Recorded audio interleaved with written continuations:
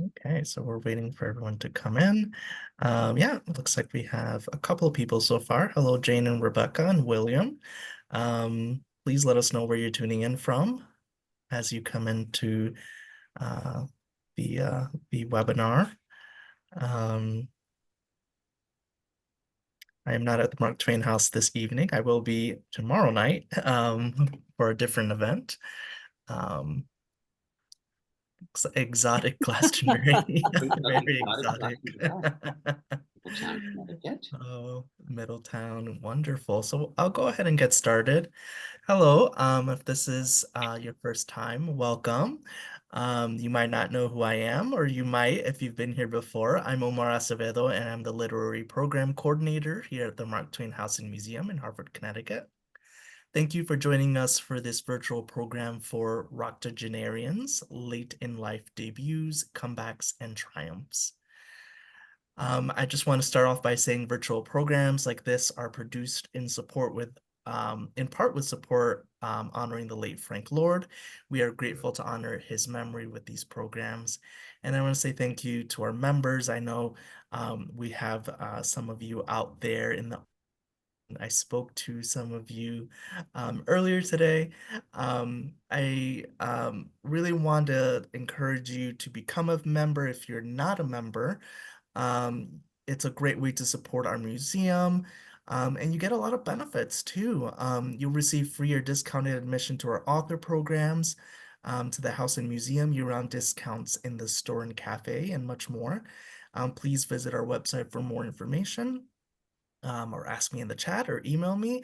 Anything is fine. We just love to have you part of the Mark Twain family. Now on to our guests. Our author, Mo Rocca, is a correspondent for CBS Sunday Morning, host of hit Mobituaries podcast, and host of the Henry Ford's Innovation Nation. He's also a frequent panelist on NPR's hit weekly quiz show Wait, Wait, Don't Tell Me, and host and creator of cooking channels My Grandmother's Ravioli. Mo is co-author of the New York Times bestselling Mobituaries, Great Lives Worth Reliving, and author of All the President's Pets, the story of one reporter who refused to roll over. And our moderator, Susan Campbell, is a freelance columnist for Hearst, Connecticut Media Group. Susan is the author of Frog Hollow, Stories from an American Neighborhood, Tempest Tossed, The Spirit of Isabella Beecher Hooker, and Dating Jesus, a story of fundamentalism, feminism, and the American girl. She is a distinguished lecturer at University of New Haven, where she teaches journalism. So during this event, we encourage you to have a conversation with each other in the chat. Please chat away. I'll be in the chat as well.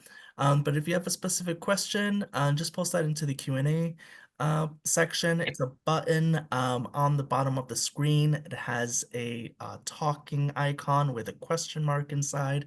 And you just click that, put your question in there, and we'll get to your questions in about half an hour or 35 to 40 minutes, depending on how the conversation goes. So that's all from me for now. I'll be back later. Please sit back and enjoy this conversation. Over to you, Mo and Susan. Thank you very much. Well, I have questions, and I want to start by saying I already told Mo I have a girl crush on him and have had for a long time. And if you line our resumes together, I feel like I'm a slacker because I didn't realize this. You were on Young and the Restless. I was, exactly. I played Milton. Now that name certainly it takes on a different vibe now, but I played Milton, the lovelorn accountant, on 2 different episodes. I was also on a telenovela. I played Turista Numero Dos, the number 2 tourist, in Amor Descarado, which is Love Unmasked. So yeah, I mean, Susan, I think it's maybe just that you don't have ADD, so maybe that's why. Oh, yes, I do. I'm not implementing it in the proper way. Is there a medium you haven't tried that you're looking forward to delving into? Pottery? Stand up, I think. I tiptoed into it.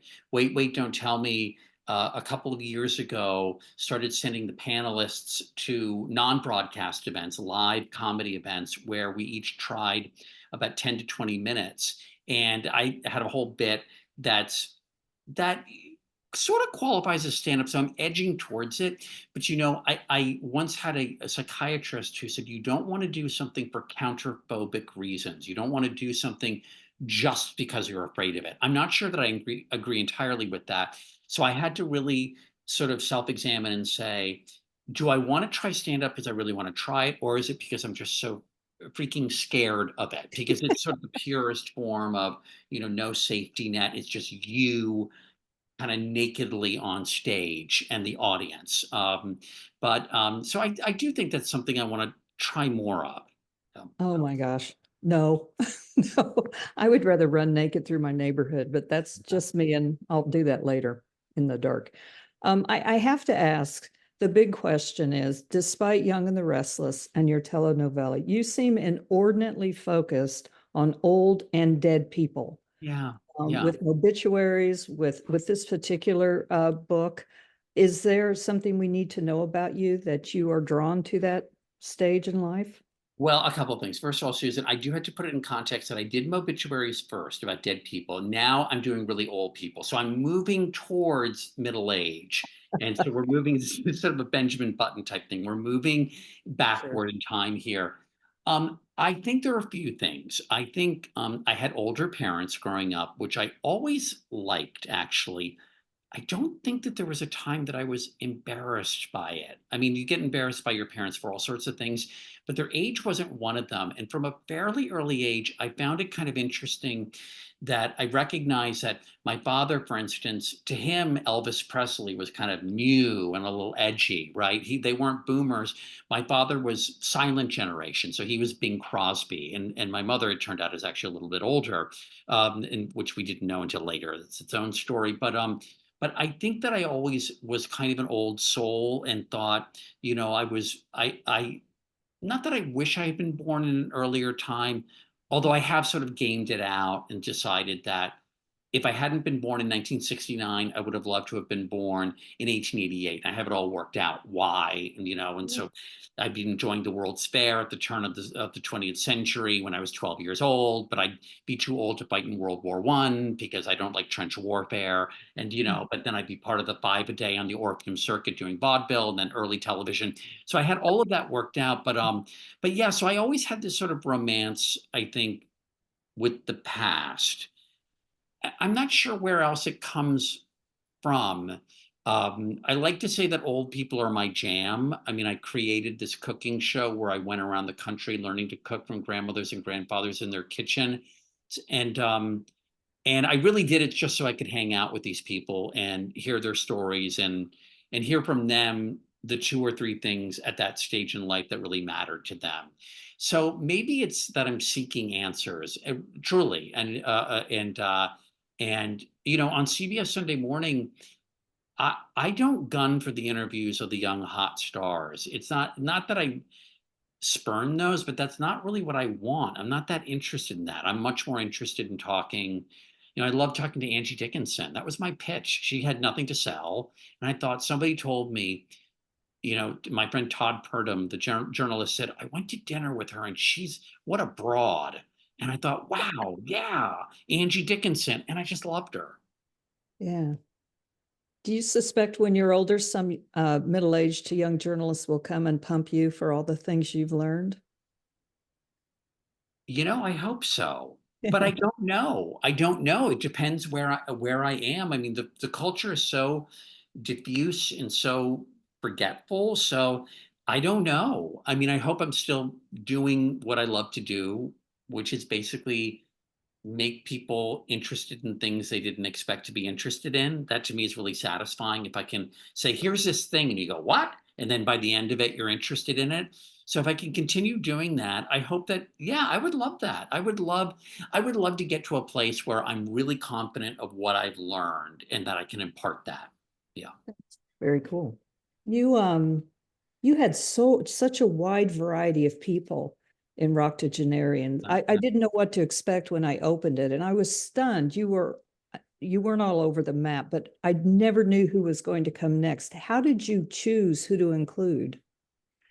Well, and I had to share credit with my wonderful co-author, Jonathan Greenberg, who worked with me on Mobituaries as well. One of the things the important lessons I learned from working on CBS Sunday Morning that I learned from our executive producer, Rand Morrison, is the idea of show mix. That's when it comes to television, is creating the right balance of elements. And in a book, what I want in this kind of a book is I want surprises so that when you turn the page, maybe you're going from Mary Church Terrell, this incredible civil rights leader who at 86 is leading sit-ins to fight, segregated public accommodations in Washington, D.C. in the 1950s. And then that's what I call protein rich. I mean, it's really fortifying. And then I want carbs to balance it out so that maybe it's Carol Channing finding love finally at 82 with her junior high school sweetheart, or Mr. Pickles the tortoise becoming a first-time father at 90. So I want that element of surprise, but I also want surprise inside of the story. So I want something that might seem like a gas and seem kind of silly for you to start reading it and go, wow, this is actually really moving. And then I want the converse, obverse, let's just call it opposite, where That where where you start something that might seem like it's take your medicine, but then you go, wow, this is really cool. That came up a lot with Mobituaries. I remember Reconstruction. A lot of people go, oh, you're going to put me through that, this history class, this complicated period. But in that, we chose to really focus on the Black congressmen of Reconstruction, these men who only 5 years earlier had been enslaved and are suddenly walking the halls of Congress during this little pocket of time that was so filled with hope. And to me, that was taking a period, a subject that might have seemed dry, and turning it almost into like a superhero chronicle. So I think it's all about surprise, so that you go, wow, and you have the reaction. I hope that people have the reaction I hope that you had. Yeah. over and over again, actually. And I wondered, I thought I knew some of these people, I recognize their names. Colonel Sanders. I grew up eating Colonel Sanders chicken, and I thought I knew everything. And as it's just as you described, as I'm reading the essay, I thought I did not know. Yeah. It was a fascinating man. Well, Colonel Sanders, it's a story that's been told so much. And, it's funny. Um, my oldest brother was reporting for the Wall Street Journal, and he went to Uganda, I think it was, and he was reporting on religion, on global religion. And there was a woman that he met there, a preacher, who said that her hero was Colonel Sanders. I mean, he's really a global icon, but a man who was doing fine in life. I mean, getting by, had this chicken and biscuits joint in Kentucky.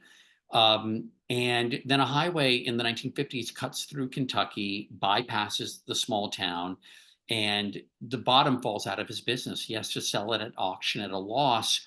And at 66, when he's on, I think, $105 monthly in Social Security at that point, he gets in his car with two I'm trying to remember the two pressure cookers and a bucket of the secret recipe of 11 herbs and spices, and drives town to town cooking for people, getting them hooked, on his recipe. And within 8 years is the face of a global empire. But I love the fact, aside from the fact that that makes for a great Oscar montage, like the getting in the car, and you go town to town, you're cooking, and people are skeptical at first and then are hooked on it.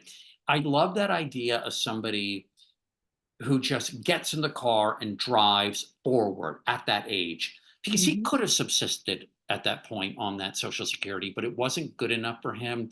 And there was nothing, it wasn't that he was sitting around waiting to be inspired. He did what he had to do. So there was something about that grit that I thought was really the right story to start off with. So other than Mr. Pickles, whose interior life I'm not going to try to guess, most of these people did precisely that. Rather than sit down in your chair, the stereotypical, okay, you've hit retirement age, it's time to take your foot off the pedal. none of them did. They were still actively involved in whatever, either a new venture like Colonel Sanders, or they were actually painting or still drawing architectural buildings that no one had ever thought of before, drawing plans for buildings no one had ever thought before. Was that one of the criteria? Like, these people need to be, obviously they need to still be active, but they needed to show some kind of grit? Yeah, I think so. Well, there were different criteria. I think these are people who certainly were not living in the past, right? Who are living, I guess, living in the present. One of the things I found, one of the big surprises is that the older these people got, and maybe this is for many people in general, the less they actually fretted about the future. Even though there's less time on the other side, they're less fretful. So they're more they act. And that to me is really inspiring. And I think that may have something to do with something I learned actually doing my cooking show with grandparents, which is, it's obviously a generality, but that the older people get, the less they care about what other people think of them. And so they're more unfettered. Mhm. Their minds are less cluttered. They just kind of go for it. And I think that was one thing that binds pretty much all these people together. I think there are other characteristics that bind many of them, that connect many of them. I think you were alluding to Matisse. A lot of these people viewed endings as beginnings. And I'm not sure that not everyone does that. So, Matisse is ravaged, his ability to paint is robbed from him by his stomach cancer. He can no longer sit upright. He has to be reclined in a wheelchair or in bed. So he can't paint anymore, or he certainly can't paint easily. But almost instinctually, he picks up a giant pair of scissors and starts cutting out shapes and having them pinned to the wall of his cottage where he lives in the south of France at that point in his 70s. And it's a whole new era of art for him, the celebrated paper cutouts. Um, and what I really loved about that story is he talked about the bold, bright colors and the simple shapes and how it was a kind of return to childhood, which is also something that binds a lot of these people together. I use the word unfettered, but there's a lack of complication, that everything else sort of clears away and you begin to see what you want, what will make you happy, what you want to do. And so there's a clearing in the forest in a way. So I think that was the case with Matisse and a lot of these people viewing endings as beginnings, but also returning to a cleaner state of mind. That's interesting you would say that the older, it felt like the older that these people got, if they were ever fettered with being worried about what people thought of them, you did not sense that as you looked at the latter part of their lives. Right, right. Yeah. Either they couldn't afford to be like Colonel Sanders, or they couldn't literally afford monetarily or psychologically. I think Frank McCourt, all his life, people told him, you have to write these stories down about your upbringing in Limerick, Ireland. And when he taught at Stuyvesant at a high school in New York City, his students, he told them stories to kind of keep them focused, but they were enthralled. And he was friends with famous writers who told him the same. And he just couldn't do it because he was ashamed of his poverty. But even more fundamentally, he didn't think his stories was worth telling, which I find really, really sad. Someone going to their grave feeling that way. And finally, he's in his own words, he said he would die howling if he didn't tell the story. And so he finally did. It was Angela's Ashes was published when he was 66, sold 4 million copies worldwide. And he later said, it took me 2 years and all of my life to write my story. I mean, what a triumph. But the flip side of it is, oh my God, what if he hadn't done it? Well, we would have lost out on, but also he would have died howling. Yeah. Yeah. And we would not have had that story. Right, right. I gotta think, given, you're not a boomer, you didn't quite make the cut. Those of us who are, darn, those of us who are boomers, I have to think this book can be inspiring because we grew up I should speak for myself, but most of us grew up with a certain notion of what old age would be, what our senior years would be. And I compare my old age to my grandmother's old age, and I'm still waiting to be like her. And it's not working out that way. And I'm glad. Yeah. She was a Oh, wonderful. you expected kind of sort of to be what, physically diminished or what, or She was never physically diminished, nor was she ever mentally diminished, but her place in the world was small. She was always tamping herself down. And as she got older, I remember I took her to Pizza Hut one day and we walked in and the people were, "Oh, Miss Mars, it's so good to see you." And they were so respectful of this little old lady. And I wanted to take them aside and say, she can crack walnuts with one hand. So please don't treat her like the frail thing she isn't. But on a global sense, she had a very small existence, which she was happy with. And I have been waiting to have that. And so I've had to, in my head as a boomer, rethink what I expect of my life and of myself as I head with everybody else toward the grave. We all are going to end up there, but it just feels like this book could help people redefine for themselves what to expect, where to fit in. I mean, I hope so, because I mean, it's hard not to lapse into cliche talking about this stuff, but sometimes it is true. You just have to do it. I mean, why do I know so many lawyers who talk about all these things they want to do? And it's oftentimes it's once they're materially set, they'll do it, and they don't allow themselves to do it. And I don't quite know why that is. And that's one of the reasons we included in the architects. And I think you alluded to this. It's almost mysterious, magical how many of them peak in their 90s. I mean, but we included the story of this Pakistani architect, Yasmin Lawry, Pakistan's first female architect, who was a starchitect in, as they say, in Pakistan. And she had said she wanted to build sustainable housing for people. And it took a while for her to make the break, but she finally did. She actually did do it. She stopped doing corporate commissions. And I think she's responsible for tens of thousands of poor Pakistanis having housing, made with traditional materials. So it is possible to do this thing you say that you want to do, to just do it.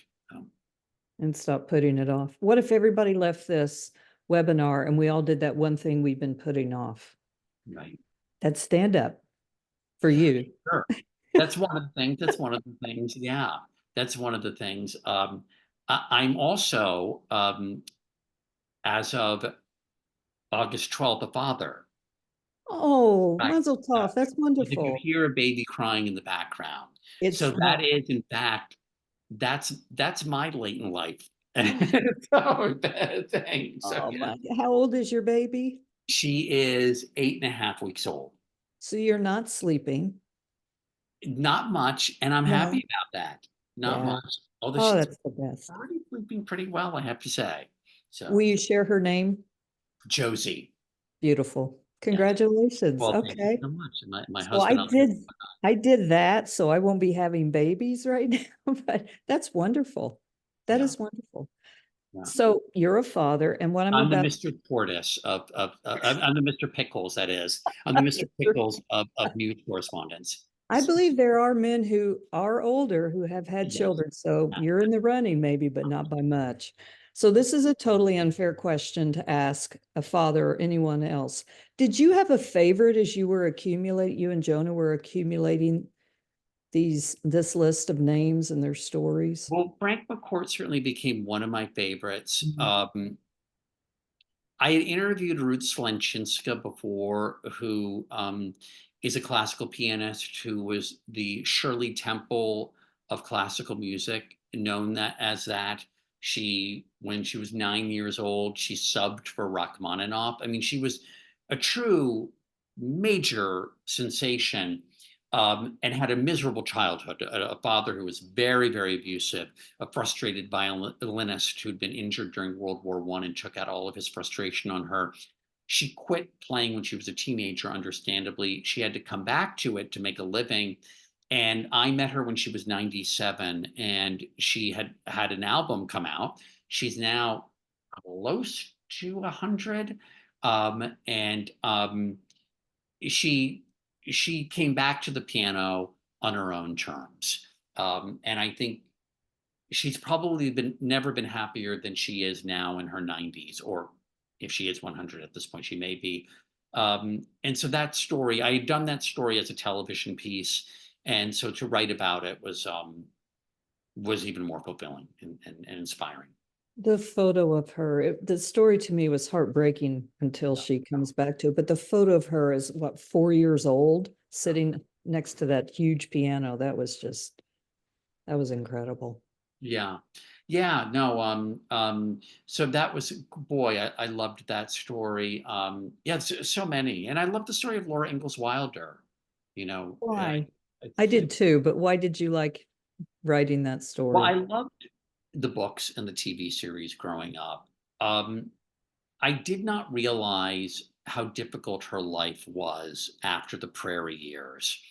And she eventually settled in the Ozarks of Missouri, after she and Almanzo. And I've been told that, in fact, on television, they called him Almanzo, which is much more pleasing to the ear, but he was actually Almanzo, Dean Butler's character for all the bonnet heads out there. And But it was very difficult. They had one daughter, Rose, who became a very controversial figure. But Rose did do a really important thing for her mother. She told her mother that she should write her life story and write it as if she were writing a diary just for herself. I mean, it's hard to think of better advice for a writer. Certainly somebody, chronicling their life. And she was 65 when the first of those 8 books were published. Um, she had lived this great epic life. I mean, she'd seen the transition from frontiersmen to pioneers to small farmers to townspeople. I mean, she'd lived it all, been there for the closing of the frontier, and and the fact that she did it at that age and found that success, I just thought was thrilling. Yeah, That's also inspiring. I'm very aware that we want to leave time for people to ask questions, but I need to ask about your mother. yeah. You included your mother in this book, and justifiably so. Can you talk a little bit about her? Well, my mother is an immigrant from Colombia, and she's very, very private. And in the course of writing this, she lives in an apartment on a higher floor in the same building that I live in, and in New York. And she comes down a lot into the apartment, and she said, "Are you going to write about me?" And I kind of laughed, and I really didn't believe that she was serious. And then a few weeks later, she asked again. And so then I realized, okay, she means it, and I want to do this, and I couldn't live with myself if I didn't, knowing now that she wanted that. And so I did that thing that you're supposed to do, and that you oftentimes put off, even if you're lucky enough to have the opportunity, which is I sat down and I interviewed her, and some of it was pulling teeth. I knew stuff about her. Certainly, I was fascinated with the idea that she had been raised in this different country. I think that's partly why I'm a geography nut, among other things. Um, and one of the de- one of the defining, well, I mean, and the reason I'm alive is my mother, as a young woman of 28, without really much money at all, with yeah, moved alone, speaking not a bit of English, from Colombia to the United States, first to New York, and then soon thereafter down to Washington, D.C., and got a secretarial job. And first, she was a hat check girl, and then got a secretarial job, and then eventually met my father and helped him run his small business. But it was clear to me that she didn't view that as a great achievement, and which I never quite understood. But in telling her story and me getting her to tell her story, I think I know she realized, and she told me as much, that her story has value. I think, by the way, her even asking me to write about her told me that maybe she hoped or suspected that her story had real value. Um, but in the process of telling it, I think she accepted that, and that made me very happy, because I'm not sure that she did. I'm not sure, and only by telling it. I know I'm maybe belaboring this. And am I saying to her, "That's amazing that you did all of that"? Like, she was very homesick, and she would write her mother letters. I mean, making a phone call in the late 1950s internationally was a big deal. And her mother was telling her, come back, come back. And then something inside of her said, no, I'm going to stay. I'm going to learn English, and I'm going to make something of myself. So um, it was great for the both of us. Oh my goodness. That's the fact that she didn't really see it. She must have known on some level by asking you, are you going to write about me? She must have known on some level that this story needed to be told. I think so. We included, and it might have seemed like a real curveball, Ebenezer Scrooge, obviously a fictional character at the end of the book, because it's such a great story about how it's never too late to be a better person. But I think it's also about the reason it tugs at us is that we all want to be remembered in Mm. some way by someone. And I think that might have been at play. One of the other weird ironies is that one of the secret shames, I think, of my mother, or not so secret, is, and I didn't learn, until probably my 20s or 30s, is that very early in life, when she was an infant, her father moved the family up to New York in the hopes, I'm truly in search of the American dream. And their timing couldn't have been worse. It was Mm. 1928. And so when the stock market crashed, they lost everything and had to go back kind of with her father, who I don't not sure was the perkiest person anyway, but apparently for the rest of his life, he went back to Columbia with his tail between his legs and was a very gloomy person for the rest of his life. So I think there was a real shame around what they viewed as a big failure.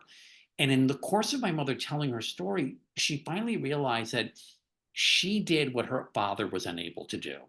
That, Yeah. and so I think she was able to sort of make that connection and go, well, wow, what I did was really badass, a lone woman in the 1950s, not speaking English, coming to the United States, eventually getting on the masthead of a statistics journal at the OAS, at the Pan American Union in DC. I mean, accomplishing things. So but yeah, and that's, when we were talking about Frank McCourt earlier, I think anyone who leaves this world thinking that their story isn't worth telling, it's almost too heartbreaking to contemplate. Yeah. Yeah. It was a beautiful part of the book. And I like the inclusion of Ebenezer Scrooge. Well, But I already told you this would be so easy for you to talk about this book. The only other thing I'd like to ask, and then I'm sure there are people chomping at the bits to talk to you. And I sort of started at the beginning, but what kind of elderly man do you want to be? well, I want to be one without regrets. And I think I'm on the way there. I don't think I'm a particularly regretful person. Um, I want to be generous. Um, I want to be able to walk around and feel like the sky is like this, and not like that. Because on certain days I can get down and feel like it's like that. So I want to be I just want to it's great to feel like this. And I feel like this right now, and I want to feel like that all the time. I want to be that guy because I think that guy has a twinkle in his eye. And and um yeah, I just went to see this production of Our Town. I love the play so much, and there's a new production that's going to open on Broadway. And anyway, and I think in part the play is about kind of how it is impossible to appreciate every moment, but we're all struggling to do that. And so, and you can't. I don't know if it's the tragedy of life. You can't. appreciate every moment. But boy, it's important to try your best at that. And so yeah, so I'd like to be that guy. I'd That like guy. to, I'd like people to say, he is delightful. That's Okay, what I'll I start. You are delightful. I've really enjoyed talking to you. I do want to open this up to the people who've come to come to play as well. Well, you know, Susan, what I want to know of the people, and I know we can't do an instant poll, I want to know if most of the Connecticut people think of themselves as the nutmeg state or the Constitution state. Oh, see, I'm a transplant, so I'm not allowed to vote. I've only been here 30 million years. So that's a great question. And if people knew the background of nutmeg sellers, they might want to be the Constitution state. Oh no, and I don't know that. So Okay, take it from me, a transplant, but originally when people would come around and sell nutmeg, it would be shaved nutmeg. And there were more than a few of the nutmeg sellers who would mix sawdust in there. So you would be buying what was essentially sawdust to flavor your whatever you use nutmeg on. So I'm not sure being called the nutmeg state is quite the legacy that most natives would like. Maybe someone can help me with that, but yeah, I would vote Constitution state if I have half a vote. now that maybe it's more like the scam state. I can't believe they were doing that. You know, when I met Martha, I went on Martha Stewart when her show, when she had a show on NBC. And even though she's not really from Connecticut, and I don't think she claimed to be, but she's from New Yeah. Jersey. But I decided I pulled out a sheet and I had as my own art project. I had written the entire first line of the Constitution in nutmeg, and I thought it was delightful. It is delightful, Mo. It Yeah. is. Did she say so? Yeah, she did, but she did it in a very dry and funny Martha Stewart way. She went, Yeah. "Oh, okay." So yeah. Okay. Rock on. I like the idea. And if you want to send me one, I don't know how you would mail it, but I like that idea very much. I'll shut up now. Thank you. Thank you. Thanks so much. Yeah, we'll get to some questions in a second. I want to say I was born in Puerto Rico, but I we've been living here in Connecticut since I was 5. And I am a big stan for the Charter Oak. Oh, So I wish it was the Charter Oak state rather than Constitution or Nutmeg. okay. Um, I just like the story of the Charter Oak. So um, let's see what questions we have here. Great, but there are certain issues I have with it. Like, I don't understand why it takes so long to get to stores.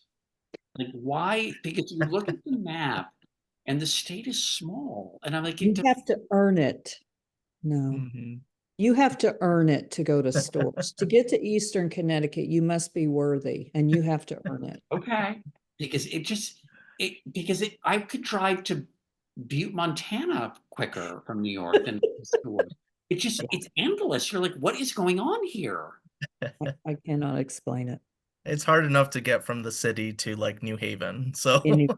Yeah. And can I also say one other thing? And now it sounds like I'm just bringing up negative things. I think Connecticut needs a better song because and I know it's difficult to scan lyrically, but the only song I could find, because I love songs that mention states, not state songs, those can be really Yeah. boring. But Judy Garland and Bing Crosby sang a song called Connecticut. And Mhm. have you ever heard it? All I they actually have. Yeah, Yeah. they just be going, Connecticut is the place for me, Connecticut is the place. And it's all they're saying. There are no details about, they mention Yale at one point, but they say nothing else about the state. Yeah. Like they looked at a map. Yes. Well, it would beat Yankee Doodle hands down, no matter what song someone came up with. So yeah. I vote anything. William has a couple of questions and one question was already sort of addressed. He asks, what criteria did you use to decide who to include, not include in the book?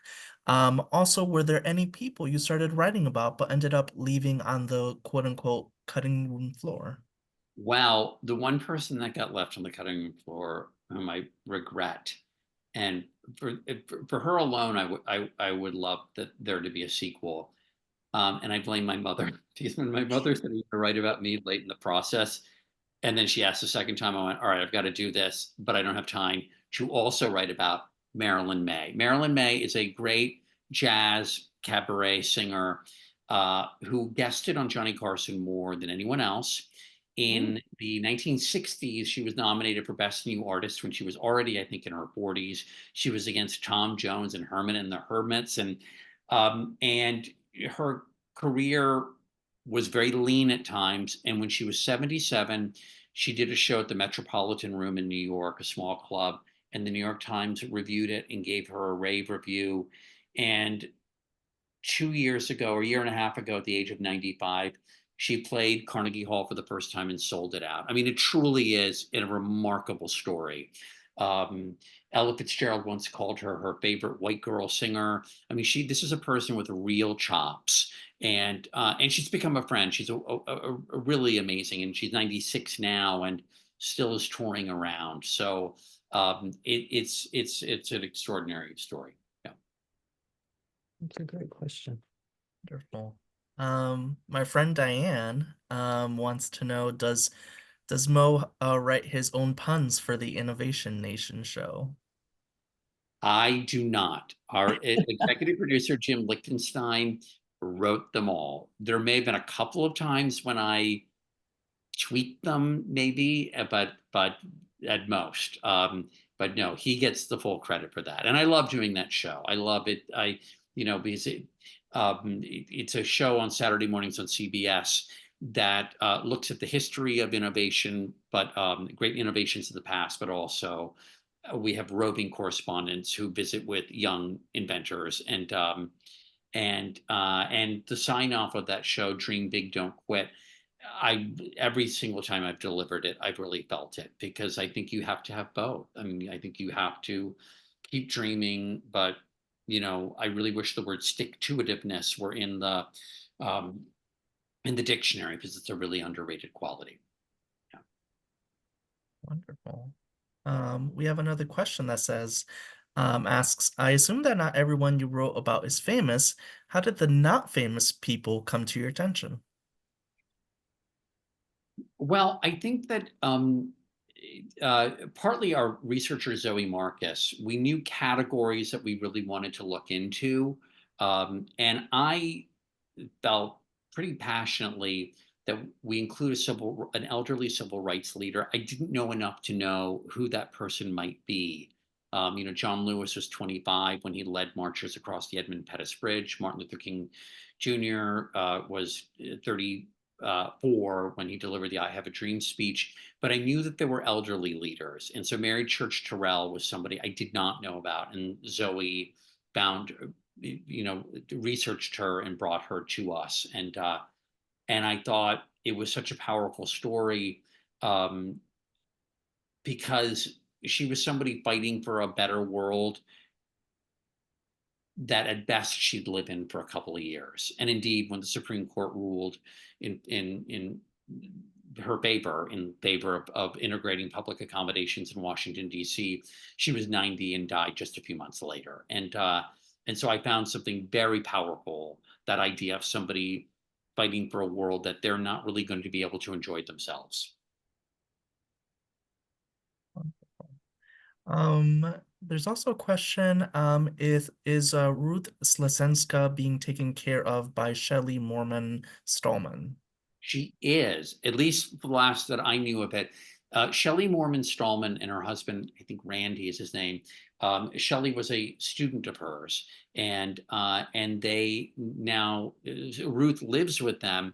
And one of the things that Shelley told me is, because Ruth Slanchinska didn't really have a childhood, her quite literally, I think when she took her bow at a concert in Berlin when she was 4 or 5 years old, a child came up and handed her a doll, and the father, I mean, like a cartoon villain, snatched the doll away because he was afraid that she would become attached to a doll. And Shelley told me that in her 90s now, Ruth didn't know, had never carved a jack-o'-lantern. So with Shelley's grandkids, Ruth, a woman in her 90s, for the first time ever got to carve a jack-o'-lantern. loves to, and I'm not trying to infantilize her here, this is the truth, but, had never, taken a ride looking at Christmas decorations on front lawns. So that's something in Hershey, Pennsylvania that they love doing together. So she's been able to enjoy some of the things that she didn't get to do as a kid in her 90s. Wonderful. Jane asks, when your daughter is the age you are now, you will be somewhat elderly. What Yes. is your hope for your relationship at that point? Well, I hope she's really good with a wheelchair. No, I don't know what to say. I hope she, I hope that she only takes me places where there are ramps. No, um, I don't want. I did a piece about with the actor Kira Sedgwick not long ago for CBS Sunday Morning, and she was talking about the children that she and Kevin Bacon have, and she said, you want to raise your children so that they don't need you. She put it much more compellingly than that. I can't remember exactly what she said. But whatever condition I mean, I certainly want to be very healthy as long as I can be, but I never want her to feel sorry for me. I can say that. I think that's a bad thing for kids to feel sorry for their parents. I think, and so um, I want her to be living her life, hanging out with me because she likes hanging out with me and her other father, but really doing her own thing. Yeah. Someone also asks a common question with a lot of literary events. Is there any way you can envision the book being made into a movie? I guess in the case of this book, maybe more of a documentary than a fictional movie. Or maybe I'm trying to think of a game show. Why did Squid Game come into my mind? That's insane. Sorry. I don't the whole these whole people fighting each other for a prize. And the stakes couldn't be higher. Some of them have been movies. I mean, Diana Nyad, we stayed away from a lot of people. We didn't want to sugarcoat things. And, you know, physically, people are diminished over time physically. That's the great likelihood. Um, Diana Nyad was an exception, so we included her in the book because it's just such a thrilling story. Somebody who tried to swim from Cuba to Key West at 28, it didn't work out. She put the dream aside for 30 years, but could no longer resist trying again. And then when she came back to it at 58, tried again and failed, and tried again and failed, and tried again and succeeded at 64. I mean, it's just, we included her and a few horses who defied, what typically happens to the body at that point. So those are all good material for movies, but I think a lot of these could be. Yeah. Anyway, but I haven't given that much thought. Yeah. Maybe a musical. There's a comment from Sharon that says, it is worth making the trek to stores if for no other reason than the dairy bar, which has the best ice cream in the world. As an octogenarian, I can say that having done a great deal of research and testing. Yes, is this a person, Sharon, has had a lot of ice cream all over? Because I know that in Ohio, they're very proud of their Grater's ice cream. There's so many different ice creams around this great country of ours that people are proud of. I did not know about Stores' ice cream. Maybe is it a particular, it's a dairy bar? Yes, dairy bar. Okay. I don't think Called I've been Dairy Bar. myself, so I might Oh, have to okay. be And the I Okay. might have cows to are go right there. there. Hey, well, if somebody has a Learjet that can get me to Stores from New York in under 6 hours, because it is a very strange. It's like the maps are lying. They're lying. Yeah. Stores is in a different time zone. Hmm. It's like a black hole between you and Yukon. Yes, Yeah. yes. The Bermuda Triangle is actually in Connecticut and I not. mean, honestly, I could get to the Yukon faster than I can get to Yukon. Yeah. But Just about. bum. We don't have any other questions for the moment, and we have a few minutes. May Susan, do I you ask, have any could I ask, other? I'm sorry, and I always ask Yeah. this because a lot of people who come to these, they're writing or working on writing or interested in writing.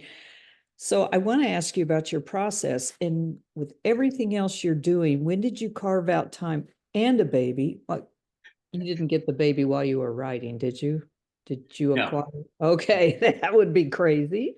With everything else you do, how did you carve out time to work on the interviews, the writing, the editing, and everything that went into Roctogenarians? The answer is pretty simple. I'm really not a suck up. Um, I just have a great boss. I have a boss who at CBS Sunday Morning, I mentioned him before, Rand Morrison, who is really also a mentor to me. And I think he wants his people to be happy and feel fulfilled. And I've always done, I was in an off Broadway play a few years ago in 2021, and then a Broadway show back in, well, that was back in 2008, but all while I was on CBS Sunday Morning. So he's always given me a lot of latitude. I don't know if the people above him know how much latitude he's given me, because they might not be that happy about it. Uh, but let's just say I was on a kind of unofficial sabbatical. Still, so in this case, banking pieces ahead of time, so that this could work out. But it's certainly one of the reasons I had to do this with a co-author, and have a researcher like Zoe Marcus, and so for it to be a true collaboration. But yeah, and I will also say that this was done under a pretty tight time crunch. Simon and Schuster, I'm giving this, since we're all friends here, I will tell you that initially one of the hooks for the book, um, and I will tell you also that they initially came to me with the idea, but it was a very different idea, and they assumed that the race would be Biden and Trump, Mhm. and that there would be a lot of focus on age, and indeed there was. And they said, "Is there anything you can do with that?" And I said, "Well, I'm interested in advanced age. I'm not interested in writing a book about politics. It's not what I do. It's not what I do. What I think I could do well anyway." So essentially, they got written out right from the beginning. Um, Mhm. and I can say that's probably, for a variety of reasons, a good thing. And made it a book about people. In fact, there's almost no politics in the book. The only politics in the book is there's a 2-page spread on people who screwed it up at the last minute, people who should have done nothing rather than doing stuff in old age, and that foursome includes Rudy Giuliani and Bill Spector, Ezra Pound, and President John Tyler, all people who did not have distinguished last thirds of their lives. So yeah. Well, this is another rude question to ask, and Please. okay, you're birthing this book. Are you working on a next book? You're It's working not. your way back to Yeah. middle age. Yes. Exactly.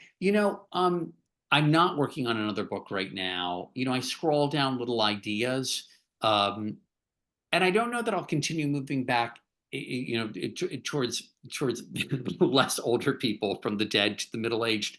Um, um, yeah, I don't, I have sort of very kind of half baked sort of little shards of ideas, but I'm not working on actively on anything right now. Yeah. You could do the afterlife. I'm just thinking you could skip the other way. I'm not sure. That's your idea, me to you.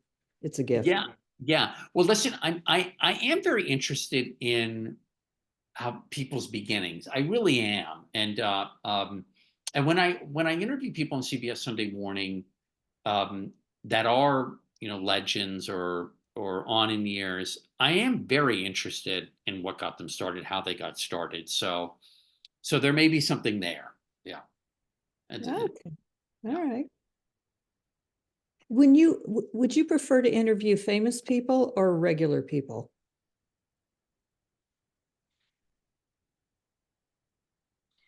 this isn't a dodge.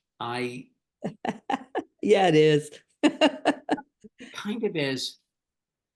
It's so tricky because, especially when you're working in commercial television, it's frustrating. But, and I don't think this is a programmer's misconception.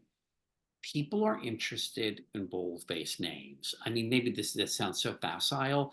And so it's hard to get around that.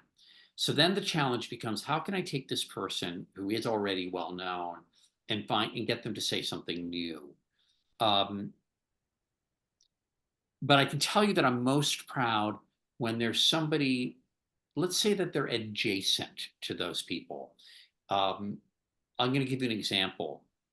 I had read that Peter Lasalle, one of Johnny Carson's producers, was not only a Holocaust survivor and not only went on to become sort of the late night host whisperer that became his nickname. He was an executive producer for David Letterman, for Craig Ferguson, and for the famous Arthur Godfrey early Oh, on. Yeah, okay. he wasn't an EP for him, but he worked for him. So his career sort of spanned. He's still alive.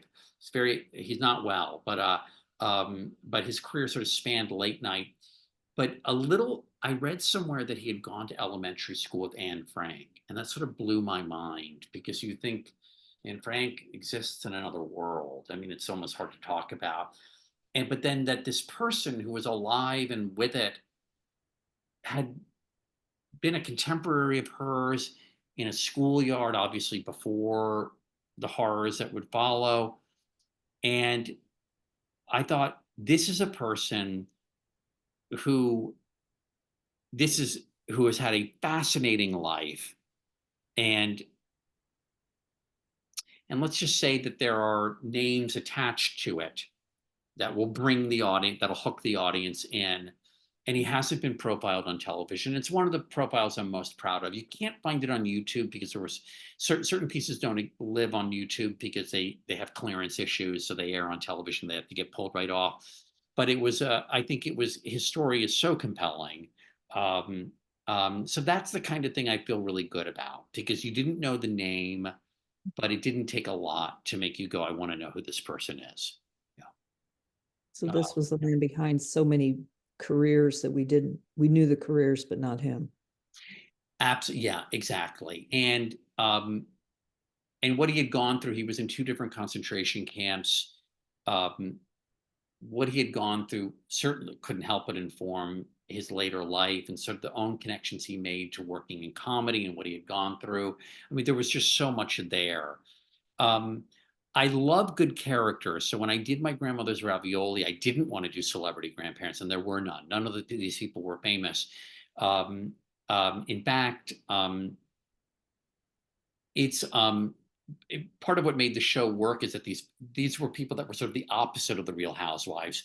They were people that were interesting to me because they didn't really want to be on TV, and I think that I like somebody who makes me come to them rather than somebody who's trying to sell something and come to my. So I had to play on their turf because most of these grandparents were like, "Why do you want to watch me cook?" That was sort of the attitude, and that's what made them great characters.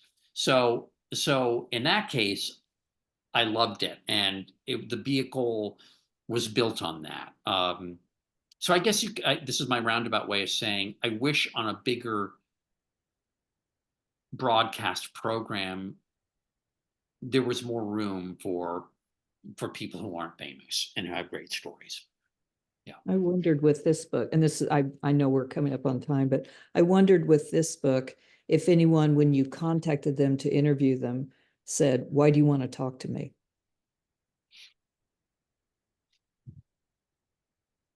I'm trying to think, I've become very friendly with Rita Moreno, who's really great and is in the book. Um, she didn't say that. No, and she had a lot of interesting things to say about age. I can't think of anyone who said, "Why would you want to talk to me?" I'm trying to think if that happened. Um, if they maybe felt that they weren't accomplished or something. No, I can't think of anyone who felt that way. No, no. So I'm fortunate that way. That no one hung up on me. So It's because you're delightful. thank you. That's all I wanted from this and from this hour with you, Susan.